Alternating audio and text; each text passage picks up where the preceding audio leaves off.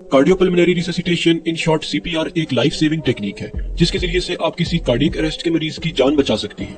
Cardiac arrest एक ऐसी condition है जिसमें इंसान का दिल अचानक से धड़कना छोड़ देता है और वो अचानक से गिर जाता है और इसकी सांस रुक जाती है।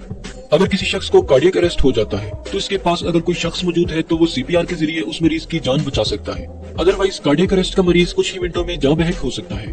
तो आइए देखते हैं कि सीपीआर कैसे परफॉर्म किया जाता है। जैसे ही आप किसी शख्स को गिरता हुआ देखें तो सबसे पहले आप उसकी नब्ज और सांस चेक करें।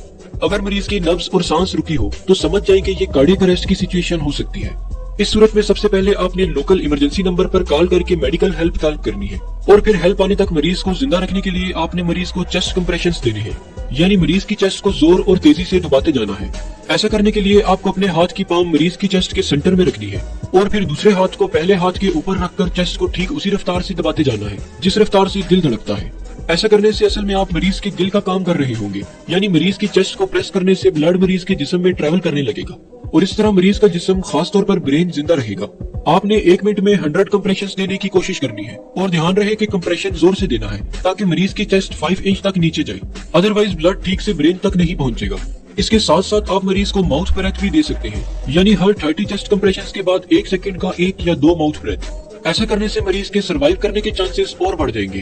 अनफॉर्चुनेटली हमारे यहाँ नॉलेज की कमी की वजह से कई लोग कार्डियक अरेस्ट की वजह से हेल्प का इंतजार करते करते मर जाते हैं। इसलिए अगर आपको कभी कोई ऐसा केस नजर आए तो सीपीआर परफॉर्म करके उसकी जान बचाने की जरूर कोशिश करें।